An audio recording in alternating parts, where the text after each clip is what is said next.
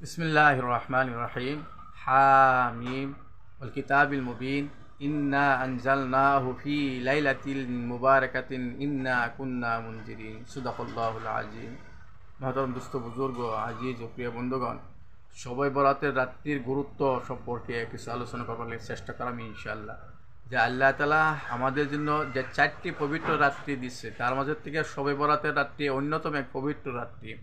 এই পবিত্র রাত্রিকে আমরা পবিত্র বলা এবং এই রাত্রি জাগ্রত করার মূল উদ্দেশ্য কি, কেন এই রাত্রি আমরা অনেক রুনাজরা করি, আল্লাহর কাছে আমরা প্রার্থনা করি, রাত্রি জাগ্রত করি। এর উদ্দেশ্য হলো যে আল্লাহ তাআলা শবে বরাতের রাত্রি মাগরিব থেকে নিয়ে ফজর পর্যন্ত বিশেষ এক দরবার কায়েম করে আল্লাহ রাব্বুল আলামিন এই আসমানের দুনিয়ার প্রতি আল্লাহ তাআলা নিগাহবান হয় এবং আল্লাহ তাআলা আম এলান করে, আম ঘোষণা করে, কে কে সৌভাগ্যশালী আসো, তোমাদের গুনাহগুলাই স্বীকার করবা, আমার কাছে মাফি চাইবে, আমি মাফ করে দেবো। কে কে এমন আছো যে আমার কাছে হালাল রিজিক চাইবে, আমি তোমাদেরকে হালাল রিজিক দেব।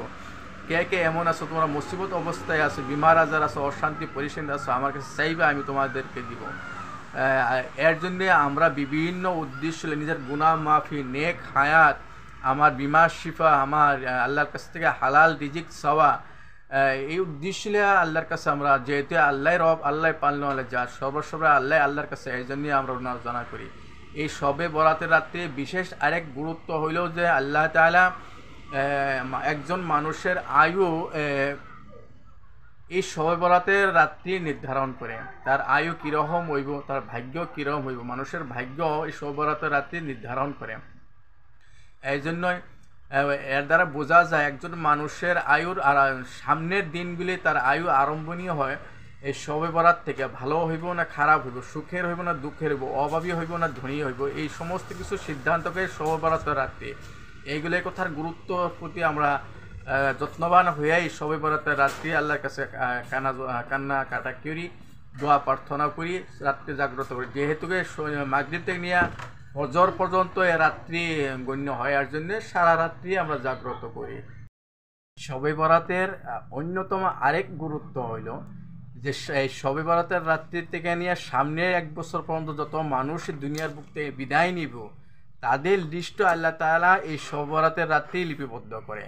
এই জন্য তাদের হায়াতের সামনের দিনের আয়ুটা যেহেতু শবে বরাত থেকে আরম্ভ হয়েছে, তার ভালো হইব না খারাপ হইব, এই আরম্ভীরা বান্দার উচিত যে এই আল্লাহর কাছ থেকে ভালো হায়াত চাইতো, ভালো আয়ু চাইতো, একটু গুনাহ মাফের জন্য আল্লাহর কাছে আরাধনা করতে, অতীতের গুনাহগুলাই এবং সামনের দিনগুলাই যাতে ভালোভাবে অতিবাহিত হয়, নেক আমলের মাধ্যমে যে দিনগুলো অতিবাহিত করতে পারে, আল্লাহ নৈকট্য হাসিল করতে পারে, এর জন্য আল্লাহর কাছে প্রার্থনা করে তাদের আয়ুগুলো চাই লওয়া। যদি নাকি সামনের 1 বছর সামনের শবে বরাত যদি ভাগ্য না ঘটে যে একজন ইমানওয়ালা বেগুনাহ বান্দা হিসাবে দুনিয়াতে বিদায় নিতে পারে, এর জন্য বিশেষ করে শবে বরাতের রাত্রি আমরা বিশেষ গুরুত্ব দিয়ে থাকি। আল্লাহ তাআলা সবাইকে শবে বরাতের রাত্রি গুরুত্ব বোঝার জন্য তৌফিক দান করুন, আমিন।